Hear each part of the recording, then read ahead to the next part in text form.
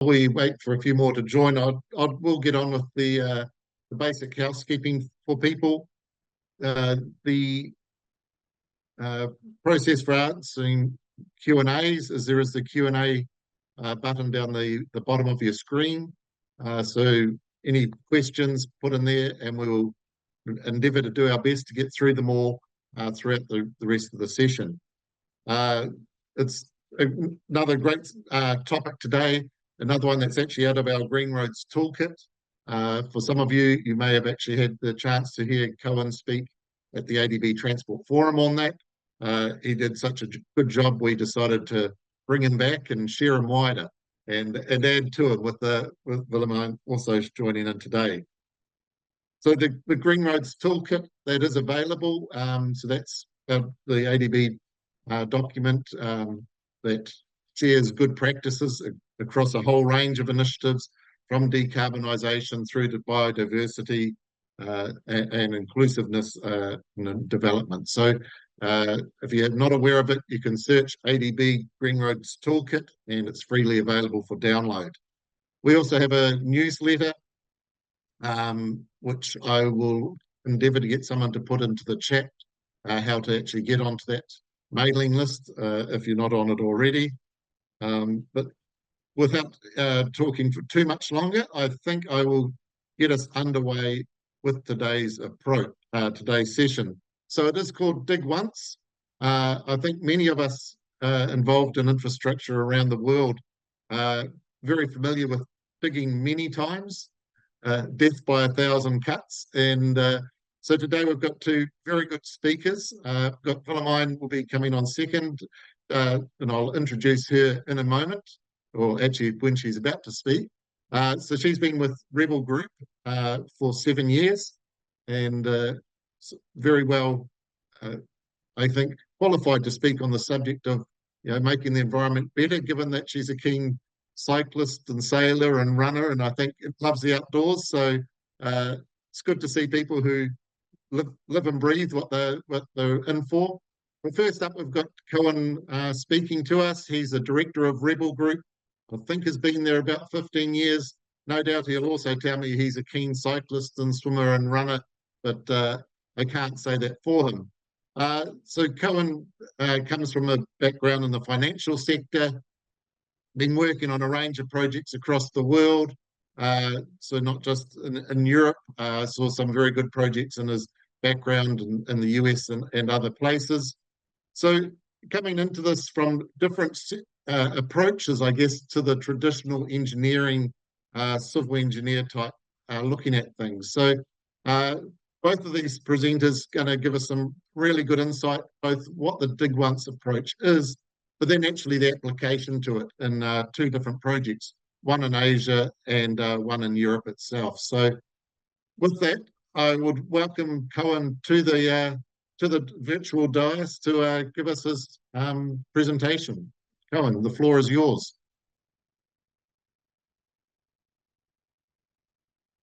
Thanks, Ian. I wish I was an avid swimmer and an avid cyclist as well, but I can admit to being an avid runner. So at least in some respects, that was a quite appropriate introduction also for me.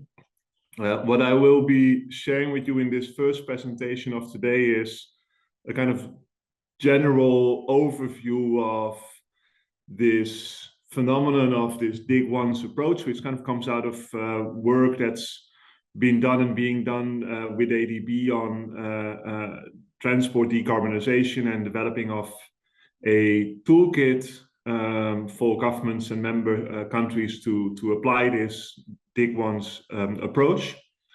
It's also included, as you rightly mentioned, in the Green Roads Toolkit. So it's a best practice in that Green Roads Toolkit. But I guess it's so important to decarbonize road transport that it also now has its own toolkit, and that's a publication that's in process and that's about to be, I think, publicized by ADB through its regular channels. Can I just jump in there, Cohen? I think you need to just under display settings switch the screens. We're seeing your screen up the top. Ah, I see what's happening. So if you go on display Yeah. settings, you should, that up above your presentation there at the top, where you've got the line that says display settings, either that or let me stop my share and share it again, because I share was the on other two screen. screens.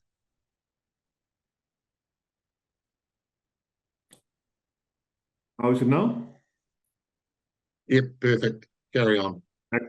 Excellent. Okay. And so, you know, it's a sneak preview essentially in what's forthcoming to be published and what was already presented indeed at the ADB Mineral Transport Forum, and it speaks to this kind of quest to what the roads of the future ought to look like. It's something I think that also features prominently in a lot of policy work and dissemination of policy thinking that ADB has been doing. And it focuses really on the question of decarbonization of road transport. And of course, that's a bit of a strange subject, given that a lot of our transport that it takes place on our roads today is still very much carbon-based transport, but nevertheless it sets kind of the question of, you know, how to include now and in the future those elements and those systems that are necessary to make sure that we are able to use roads in a way that is not producing as much carbon emissions as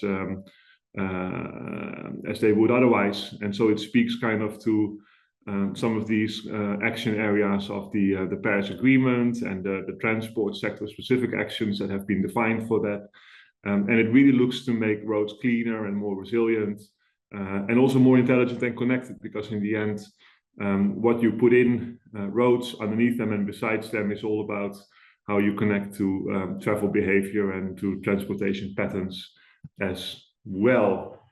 And it basically deals with the question of, if we have to do all sorts of extra things to roads to decarbonize the transport on them and to facilitate that going forward, how do we make sure that we don't end up building a road or carrying out a major renovation today and then find ourselves in a couple of years from now concluding that, gosh, we should have kept some space or made a reservation for this or that duct or this system or for a charging site somewhere in between cities at a rest area. And so it's really about that cost and the disruption of having this wonderful road built or renovated, and then later on saying, gosh, we now have to retrofit something in, be it a system or an energy network or something else to accommodate, for example, charging infrastructure or other solutions that are, you know, in the wider scheme, a part of what we can do to decarbonize road transport. And so again, 2 products have been developed for that, a toolkit, as well as a particular case study for Bangladesh, and how in Bangladesh this dig once approach could be deployed to develop charging projects, pilot projects for EV charging on motorways. So the definition given is that dig once in this toolkit given is that dig once concerns conduits and ducts and cables and other infrastructure that you could use for transmission, for distribution and provide provision to the end user of clean power. But also it's of course related to telecommunications and other elements that future-proof road transport. And the toolkit highlights a number of cases where dig once is done or has kind of found its way into policy making as well, even though it at the same time also feels very much like a common sense element. But countries as wide and far apart as the US and India and several other places have found it useful and necessary to kind of take this idea of digging once and not digging twice and make it policy, so as to make sure that governments understand that this is important and it should be kind of become part and parcel of their planning processes and their construction processes. And one, of course, of the cases that we're paying attention to, in addition to the BRT in Karachi, which we know quite well, or the Bangladesh Railway, optical fiber cable project is also the Green Arch, the Dutch highway PPP project, and that's already a little prelude to, I think, what Willemijn will be presenting in the second presentation. So I look forward to her sharing that with all of you as well. Why do dig once? Dig once is generally understood to have a number of benefits, mostly that by realizing road infrastructure and other decarbonization system elements in one go instead of over the course of 5, 6, 7, 10, 15 years. Is it on a net present basis, on the basis of today's costs? It reduces development costs. It creates efficiency in construction, in setting product requirements, in what needs to be done pre-construction. And yes, it has costs because it means that sometimes certain elements and certain parts of what is being built and constructed and implemented is not going to be used for a while. So there's underutilization. There's some extra interface risks because you're introducing new elements into the road that might not be used from day one. But evidence and studies suggest that from the kind of baseline capex of digging twice, there is a significant cost saving related to digging once, taking this approach of including all the necessary elements, even if we don't exactly know what the future brings, as much as possible into a single road project. And for transport decarbonization, at least, that is mostly looked at right now in terms of making sure we have the ability to deliver electric power and clean fuels, making sure we integrate charging equipment into roadside infrastructure and service areas, where possible, connecting to the grid and make sure we have grid or off-grid generation and feed-in on the road corridor, around the road corridor, on every possible square meter of road corridor that we can use for that. And to kind of also think about future innovations, which could be about induction charging integrated at service areas or in the road service itself. So it's really throwing the net very wide and thinking about what can we do. And that's only for energy systems related questions. That's only for decarbonization. And then we also have elements that can be made part of road infrastructure that are about telecommunications and other requirements. So what does the toolkit do? Toolkit essentially provides a tool, a number of tools for thinking through how to make this dig once approach part of policy. So why should we do it? Defining the goals, setting the institutional and the decision-making processes, who has to work with who, how do you define that, what kind of business models come in to play when we talk about dig once, and how do those business models relate to the sort of regular business models that are already being used for development and implementation of road infrastructure. Funding and financing, of course, is part of that as well. And really to kind of take that and look at sectoral policies and think about, okay, if we have road policies, if we have energy policies, if we have climate transition policies, how do we embed dig once, and do we make a central policy, or do we decentralize dig once elements into different policy, in different sectoral policies? So it kind of gives you, especially as governments, it gives you a handle on how to work through this and how to make sure that we mainstream dig once approaches into the relevant policies and strategies of government.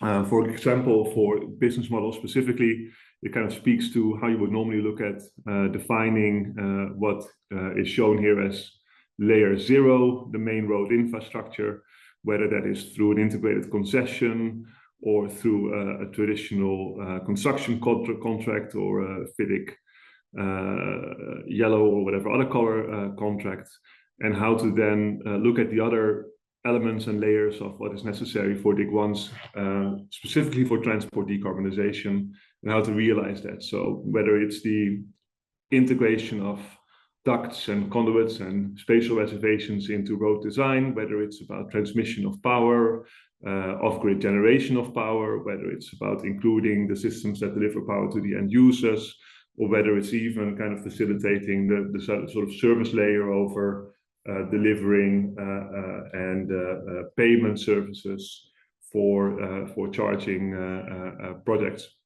So there's really a lot of detail, I think, and useful elements in this toolkit that will help governments to think through the sort of high-level concept and the business case for taking a DIG-1's approach and mainstreaming that into government thinking and planning, but also the toolkit and the nuts and bolts of how to make this very specific and concrete. And for Bangladesh, that's been applied, and a roadmap, a kind of case study for Bangladesh was done. Again, one that looks at the concept of DIG-1s and how it fits in the policy framework in Bangladesh, how it fits in the institutional framework of the different entities dealing with roads and energy transition in Bangladesh, and then proposing a institutional approach for that, and proposing a roadmap for that, which consists of getting set up, first stage, learning and progressing, second stage, and then kind of the full professional rollout of DIG-1s for this decarbonization purpose as the third stage. And I think the highlights already kind of can bring it out, but the first stage would be to commence kind of setting yourself up institutionally and to identify a pilot project that could be kind of your first fast charging center on the first motorway. And as you kind of firm up the institutional setting, to identify the low-hanging fruit, the first generation of a series of projects along a number of new motorways, or connecting that to overhauls or major renovations. And then finally, third, to take that and to implement a full kind of asset management system and implementation of best practices by the Roads and Highways Department. And with that, I think I'm kind of on more or less on my time schedule. And Ian, you're in charge of housekeeping. Do you want me to hand it over to Willemijn right away? Do you want to deal with questions right now? You can. You've done perfect on timing. You can just stop sharing, and I'll do an introduction to Willemijn, and then let her take it from there. Perfect. Thank you. So thanks for that, Cohen. And certainly it's good to see where things are getting to, that we can have toolkits that reference toolkits, and we can have hopefully some progress out of it at the end of everything. So our second presenter is Willemijn, and comes to us with an interesting background, because looking at these things through a PPP focus, so the public-private partnership, provides, in my experience, a lot of freedom in some regards and a lot of constraints in others. So it has some unique challenges, but also, having worked in a number of different sectors, I'm sure Willemijn is very well equipped to talk to us. It's a very interesting project, some really unique features to it, and I think any challenge or any project in the road sector that can become carbon neutral is certainly one to learn from. I think many countries in the world are setting challenges of, let's be 30% better, or let's be 20% better. But I think being absolutely better is a one step beyond that again. So Willemijn, the floor is yours. Thank you very much, Ian. Thank you for the nice introduction, and thank you for having us here. Happy to see you all here online. Good afternoon to you. I'm Willemijn, Koen's colleague, and I will be sharing about the project I was involved in for a very long time, the Green Arch. I will share my screen to start with you. All right, just a second.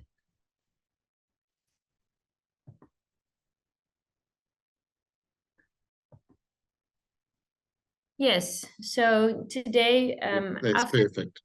Great, that's good to hear. Today, after Koen has talked to you about the toolkit and about the development of that, and it kind of its general principles, it's time to dive into this case of the Green Arch. Indeed, as Ian stated, it's a public-private partnership. It's design, build, finance, maintenance, operate contract. More about that in a few minutes.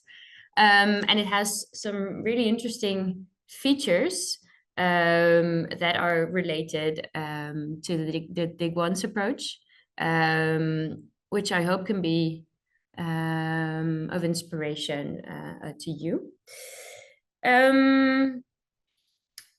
So the Green Arch, we're going to start with an introduction. Then I'm going to tell you something about the contract characteristics, or at least the ones that are interesting in relation to Dig Once. Then actually we're going to see how the principles of Dig Once are applied in the Green Arch contract. And then I am going to be a bit more specific even and go into two kind of ways, processes in which we have tried in the project to stay focused on decarbonization and innovation. So that's agenda point 4 and 5, the economically most advantageous execution, and staying focused on decarbonization. And then hopefully there's some time left for discussion. So please do not hesitate to ask any questions. Of course, this is a project in the Dutch context, which can be different. So please do not hesitate to pose your questions in the Q&A. Right, so the Green Arch. It's actually just a small part. You see it here on the map. You see the city of Rotterdam, and then in blue you see the new highway. It's 11 kilometers, and the tunnel is about 10% of that. And it's right in the middle of this Rotterdam-The Hague metropolitan area. So we're here in the west of the Netherlands,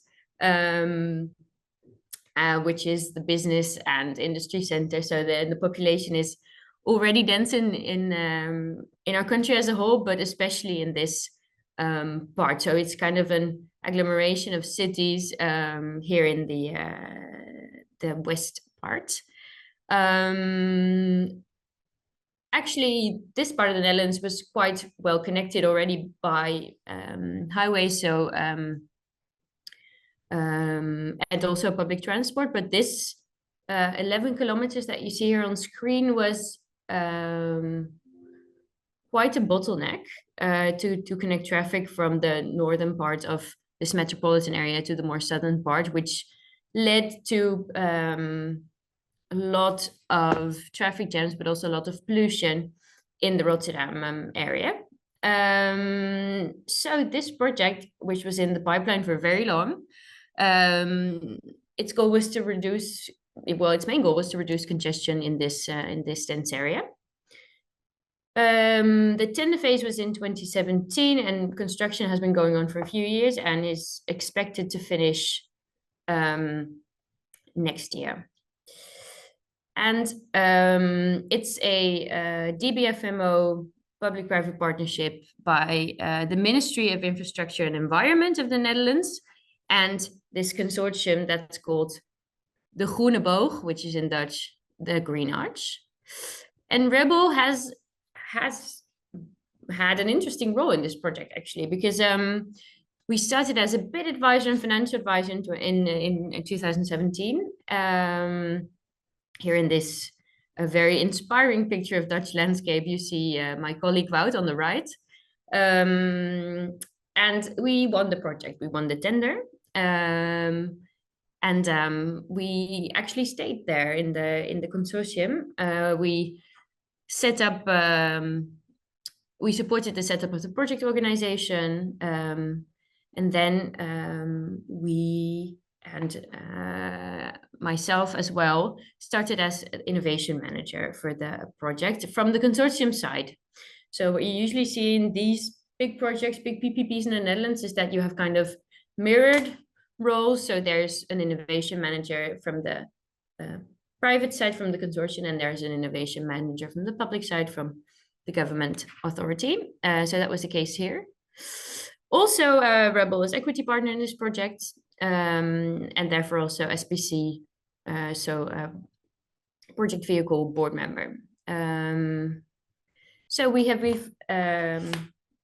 had interesting involvement in this project, and I was the innovation manager from 2019 to 2023.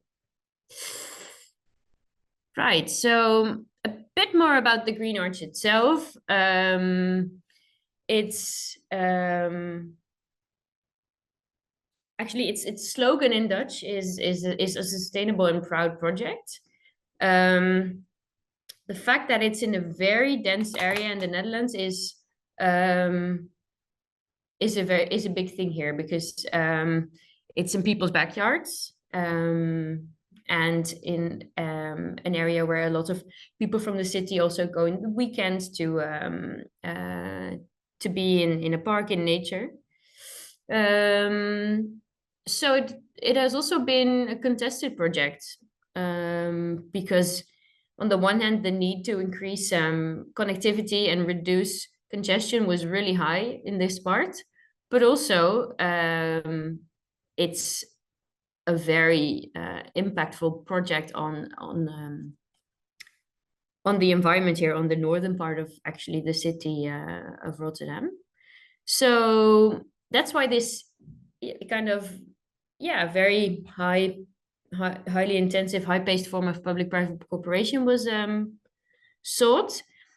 Also, other goals were minimizing nuisance for people living around and for people using the roads around the road to be constructed, and maximizing the area's potential, including the first climate-neutral tunnel and road of the Netherlands. Well, we're of course going to go into that a bit deeper.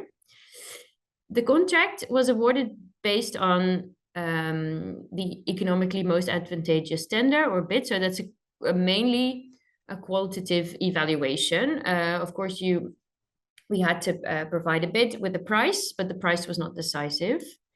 And while looking at the aspects of the DIG Once toolkit, there's a lot of focus indeed in this contract on resilience,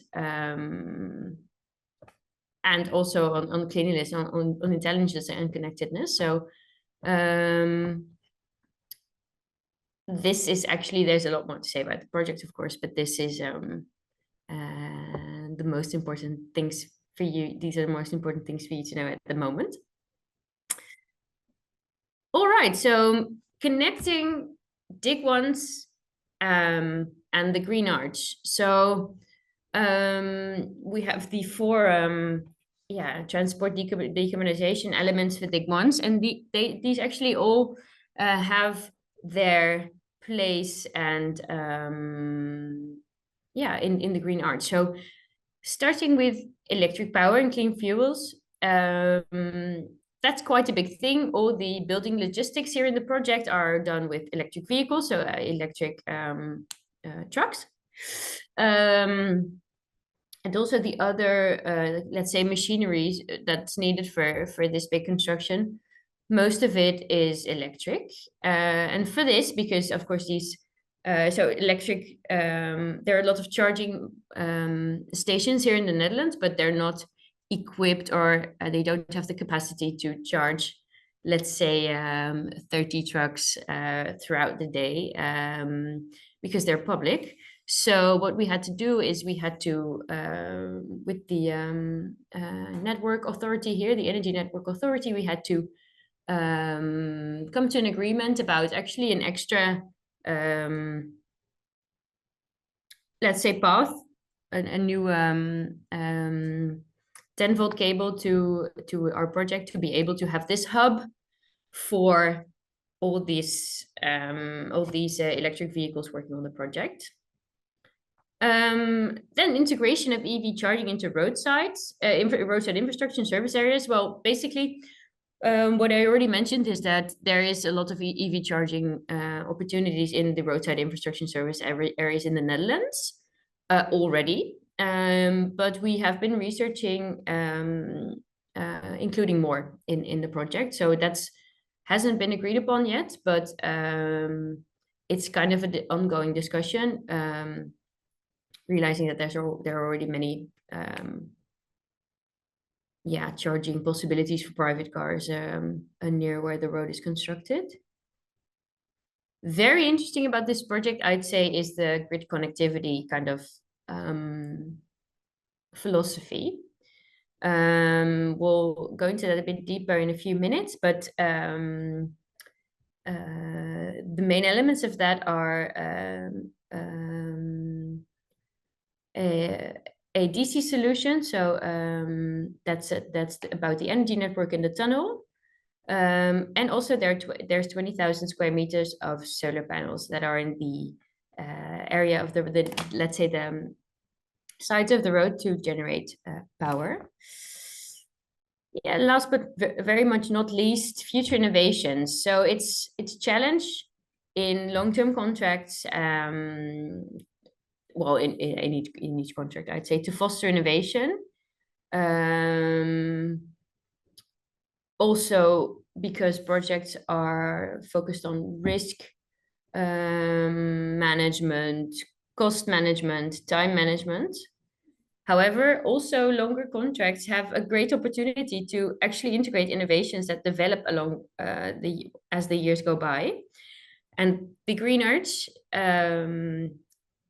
is a great example of that, because that's what we did actually in a innovation team, a combined team of the public and private side that I managed, where we managed some funds to actually realize innovations. So more about that later. So it's actually great to see how directly applicable these DIG once principles are in the Green Arch. I'd like to tell you a bit more about this tunnel, right? So it's a 100% energy neutral tunnel, and that was actually one of the winning elements of our bid. A key choice there was to go into a DC grid, so it doesn't the power supply doesn't have to be transformed, which prevents a lot of energy that needs to be used. So this sounds simple, but this had a really ingenious energy infrastructure design for it, and that's quite innovative here in the Netherlands. Then all these solar panels, so all the energy that is additionally needed in the tunnel for all the technical systems in the tunnel, is generated by these solar panels along the highway. And then there are some smaller measures. So there's LED lighting in the tunnel, there's lighter asphalt and wall coating. So that's all focused on the tunnel using minimal energy and also as effectively as possible. So this is a very nice and advanced system.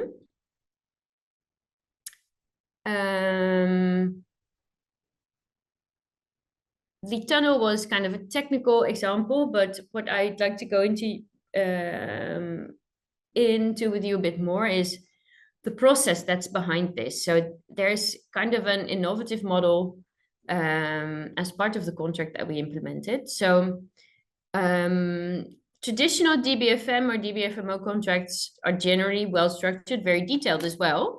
And Ian stated it already, they can also pose constraints, right? So they're not very flexible.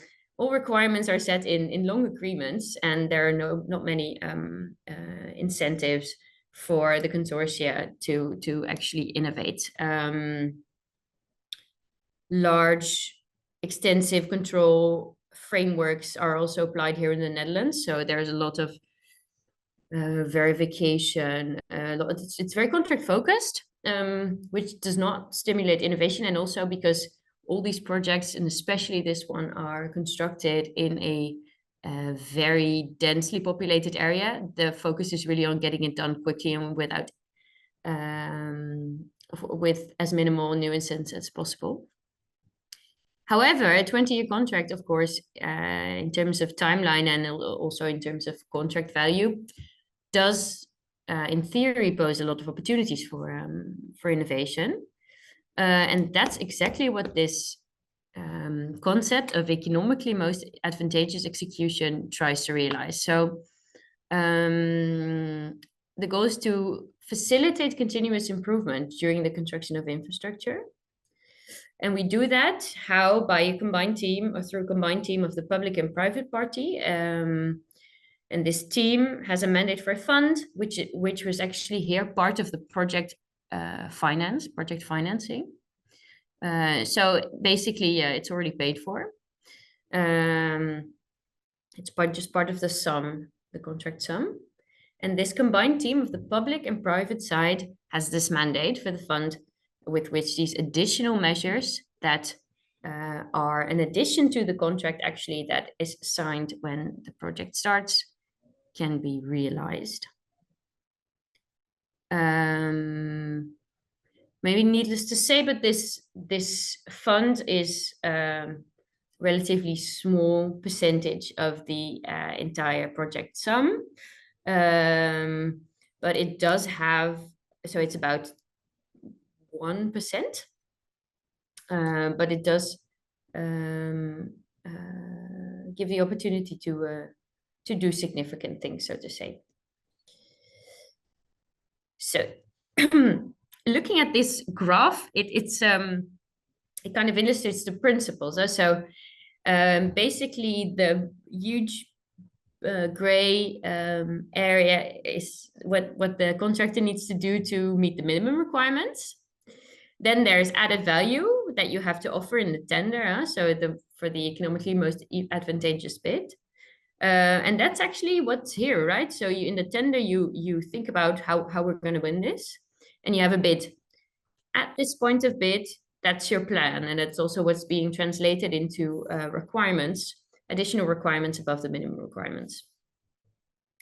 However, Koen also already stated that you don't know what the future is going to bring. So there might be, as you see in the right side of the figure, there might be opportunities and threats that you haven't anticipated on, or that you could see when you made the bid, but there have been some developments on them that actually change the situation, and that also ask for more. However, that's not part of your bid. That hasn't been part of your bid. And it's also a significantly different thing than an actual change. So like a contractual change is of course always possible.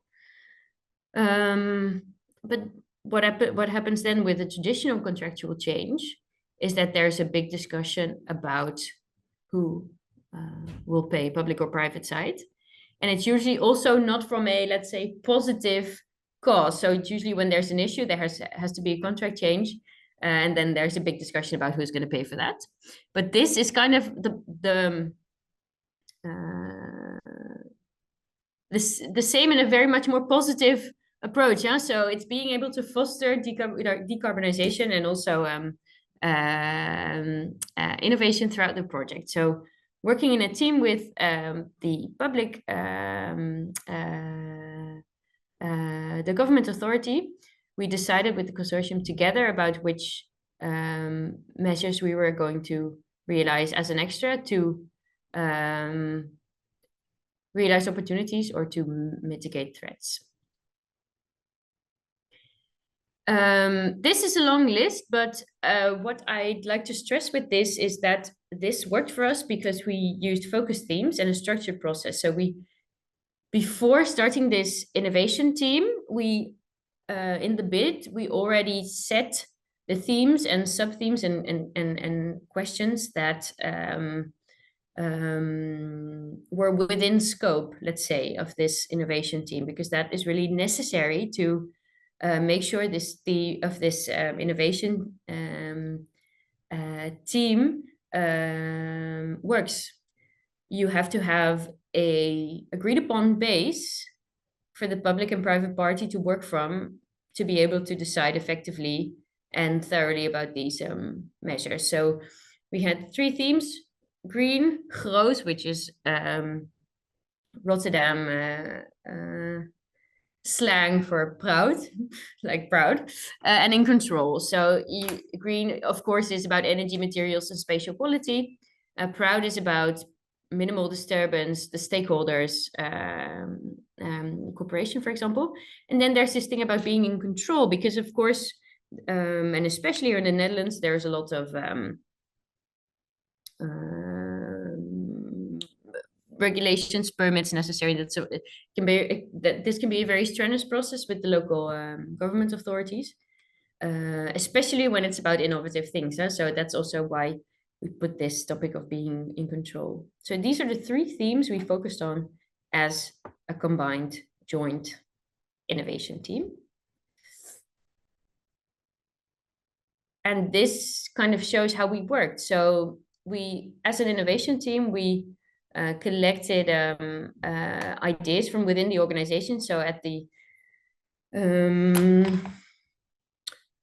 there were about 400 to 500 people working there, like about 50 on the public side and then 400 on the private side, of course also in execution. So we gathered as a team, we collected ideas from the operation, from the construction, from different sides of the projects to be able to discuss new and ongoing research and new and ongoing measures, modifications, with a framework and a template for decision making. The output of the team was additional measures within the project which fit the project goals, so which contribute to being green, being proud, and being in control. That's actually how we did this in the Green Arts. And I've had the pleasure of being the innovation manager from the consortium in this project for about 4 years. And I had a lot of fun doing that. And we've learned a lot because even though it was, of course, an interesting idea to allocate funds and a combined decision-making team for fostering innovation, for taking opportunities, and for managing threats here in this project, it was a first. So this was the first time this was actually implemented in a Dutch PPP contract. And this was 2017 when we got the bid awarded. So after that, this idea, this concept has been implemented in other public-private partnerships in the Dutch infrastructure and energy sector. So that's actually something we here at Rebel with the consortium are quite proud of. And I genuinely hope that this way of thinking and working can inspire you as well. So thank you, and I'm happy to hear your questions, comments, and to start a discussion about this. Thank you. Thank you, and very good. Yes, I've had the pleasure to work on a few PPP projects in different sectors, and certainly they offer some great opportunities and also some very good challenges. I'll come back to you in a moment, Karen, but just while you're there, Willemie, with looking at the client, you said it's a Ministry of Infrastructure and Environment. Does that help? Like actually having a client right at the top who's dealing with both parts? Because in many countries, you have a Ministry of Transport or the people who are tearing the environment apart, and separately another ministry that's trying to put it back together. Actually having a client that's integrated, does that help? That does help, because actually our Ministry of Infrastructure and Environment has set their reduction goal, their emission reduction goal, and that's what they have to realize. But they're almost completely dependent on the market, on private parties there, because they don't realize their projects themselves. So that's a very important thing. However, it's not impossible to do this for other government bodies. That also has been done, right? So for of course our Ministry of Climate and Infrastructure is at the top and governs the national project, but at a regional level, there are smaller bodies who are in charge of these projects from the public side, and this idea has also been implemented there. So it's what is needed is some focus or some priority for at least decarbonization or climate, but it's not necessary. It's not a precondition to work with the most innovative, sustainable, integrated government body you can imagine.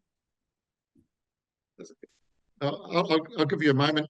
There's a couple of questions in the Q&A, but we'll come back to them if you don't feel like typing them. To the other attendees, feel free to keep asking questions. But go on, looking at in a road corridor, we have the assets that are related to the road. We need the power and we need the comms well, to do the electric vehicles and all those fancy things.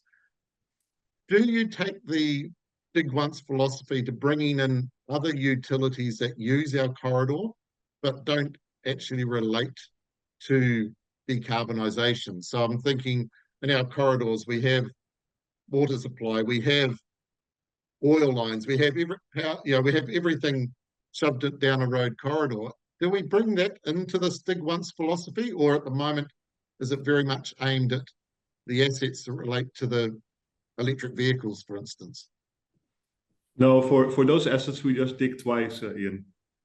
No, jokes aside, you raise an extremely important point there. So what we're focusing on in the toolkit is dig once for transport decarbonization, simply to promote the idea that this can be done for some of the things that, for example, Willemijn was just outlining. It is very often already applied in the sort of thinking and implementation of optical fiber cable projects. Obviously driven also there often because in the sort of huge growth of telecommunications, there was a very strong business case and a revenue case from doing that. So that's almost taken on its own kind of momentum and dynamism. But no, obviously digging once, it should be digging once for everything. So it requires this kind of cross-sectoral approach of looking at roads and saying, well, obviously there's going to be a car with a diesel or a gasoline engine driving on it, but what's more to the road? What can the road be in addition to that? And so 100%, 150%, yes, this of course applies to other networked kind of systems and items that you will want to include as well. And it's, I think, also something that ADB is pondering on in terms of integrating the different sectoral products and sort of policy promotions for digging once and combining them into a toolkit that looks at telecommunications, at decarbonization, at a number of these different fields. And so your question was, I'm very thankful for your question. Good point. You're welcome. Can I just ask Mark or EJ, can you just put into the chat group or respond to the people asking about how they'll get a copy of the presentations?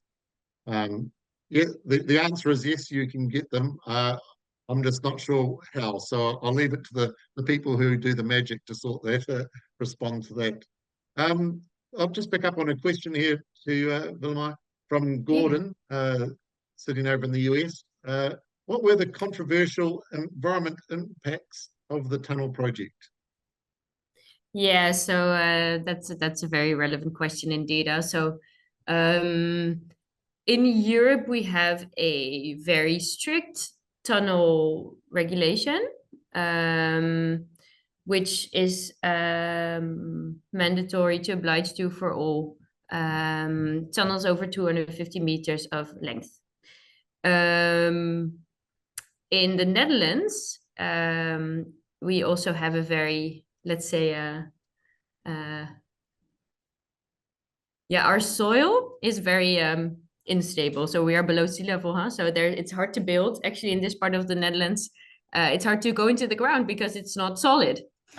So this makes tunnel construction very difficult, very expensive, very energy consuming, and also because of the regulations I just mentioned earlier, there's a lot of mandatory systems as well in the tunnel that just ask for a lot of energy.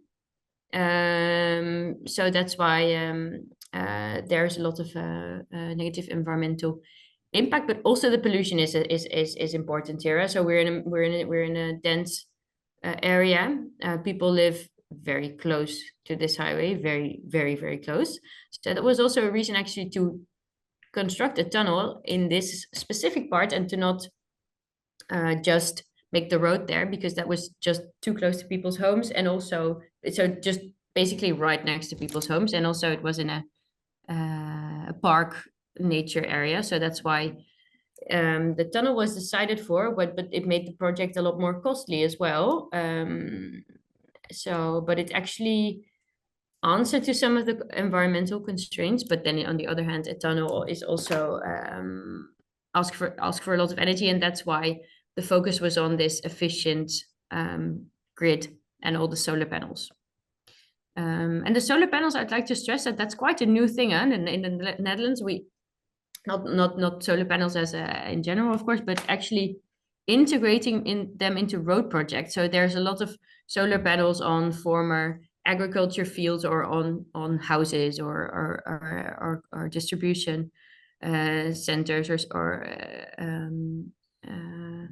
these kind of things. But actually, next to roadside infrastructure, so also on the premises of local or national government, that's quite new. So it was also a very interesting process with the municipalities here around, because it was never done before. Yeah. But it worked out, and now it's being implemented in other road projects in the Netherlands as well. Yeah. Thank you. Back on Karen there, the question from Simon about it being very difficult to imagine the future, which related to a question I had in my notes of, how much spare capacity do we put in? And from my own experience, a number of countries, the ADB works in particular, the fundamental asset management systems to record assets is not in place. And I know one country where we, on another funded project, implemented 30-odd kilometres of ducting for future telecommunications and everything else, only to go back to find a contractor trenching down the other side of the road because they didn't know on the other, they'd walked across, there was already a duct in place. So but yeah, the more fundamental question is, how far into the future do we guess? Can we put some sort of guidance? I think that's the challenge of developing the business case for this. And so the issue you're describing is, going too far into the future, or I think what you're actually describing, Ian, is building something that's actually turns out not to be needed because due to poor asset management registry, there's already a sort of parallel or competing infrastructure. These are your risks and costs that go into a business case of how much of an extra mile, so to speak, do we want to go on this? And what are the costs and risks of doing that? And at what point do we decide there's no value added anymore, given what we want to achieve, given the sort of quality requirements and the goals that we have and the ambitions for decarbonization? How much risk and costs are we willing to take on? So it's really making I think a very kind of cold-blooded analysis of what's it worth. But I think the step that we're promoting, and that's the core idea of this, is that we're pulling that into the analysis. We're not looking at costs. We're not just looking at a very narrow view of what the road ought to be and therefore what the road ought to cost. But we're kind of expecting more from it, and therefore we're looking at it in a slightly different way. I think that's also what Willemijn's chart was very nicely illustrating in terms of the quality requirements on and above the M3, the economically most advantageous bid requirements. And I know with when we're trying to widen roads in the future, there's always the challenge of, the big cost is often dealing with utilities. I presume if we've gone through the one dig once approach to start with, at least we have more certainty of what's there. Has there been a case where you've had to go back and widen a dig once road, or is it still too young, too much in its infancy to be through that? There's no case that I know of where that's I think happened. No. Yeah. I think the application of this concept in again, telecommunications is also widely done. It's not so much done yet in the context of transport decarbonization. Yeah, and I'd also like to stress that it's not all or nothing thing, right? So it's already great if some things can be combined. That is also what we did. An example of that in Green Arch was that I told you about this need for extra EV charging infrastructure for our electric trucks and machinery already, and for that we needed to dig for an extra 10-volt cable. That is actually not within scope of the project. That's within the Network Authority scope here, which is a kind of semi-public body here in the Netherlands. Which is why we had to work closely with this authority. But then they also saw the benefits of this extra cable for a nearby industry, for example. And they could pick up some other things that they had to do in this area. And then we kind of we strove for some flexibility in the planning to match also their other projects with our project. So that's kind of maybe a micro example of digging once, and it stresses the need to work together closely with other stakeholders that might have either coinciding or conflicting interests. Thank you. I think this is back to you, Guy, from Aditi, which will probably take this as the last one so we can get out of here on time, unless I like Gordon's question. Let's see. In absence of detailed master plan for the area where the road asset has been planned, how to plan for other objectives such as inclusion of EV, solar, additional drainage capacity, etc.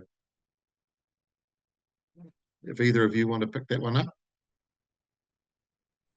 Well, I think the point here is that if there is not a detailed master plan for the sort of wider right of way and the area around the road corridor, the point of DIG once obviously is to use the road project to at least do master planning for the road corridor. That's actually what we're saying, right? So it is about looking at all those other elements that are going to be needed on and around the road infrastructure and planning for that. And that's multi-sectoral, as you rightly hinted at with your question earlier, Ian, because it is about kind of energy and decarbonization elements, but it can also be about other types of utilities and drainage and whatnot. But it's also multi-institutional, multi-stakeholder, right? If you imagine the road to pass through, even if it's a public road or a national government road, if it passes through different local governments, those will have to be involved. You will have to do some degree of planning together. You will have to, if it's not there already, commence and initiate some degree of very basic asset management and subsoil, or underground pipes and ducts, and just making sure you map them and you know where they are. So if anything, I think if you don't have a detailed master plan already, a dig once process can be a very good way of instigating at least the backbone of a master plan. Okay, and because I know and like Gordon, I'm going to let his question be there, going to both of you, but is incorporating extra right-of-way space into projects part of the dig once approach? Which I guess if you put in reverse, Willemijn, did you end up with a wider corridor to fit all the solar panels in than what you would have normally done? Or did it really not impact on the corridor? I think the biggest challenge for us was to keep going when the project was in really heavy weather, because it has been, because of soil issues here in the Netherlands. And that of course, when something big happens in a project like that, which changes kind of the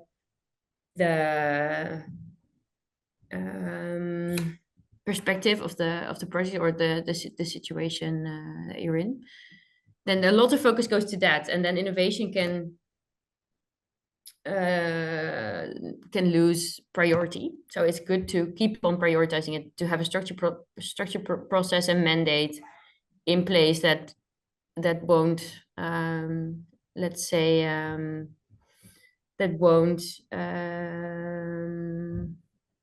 be lost in the in issues of the day or the year, or yeah. Thank you. Yeah.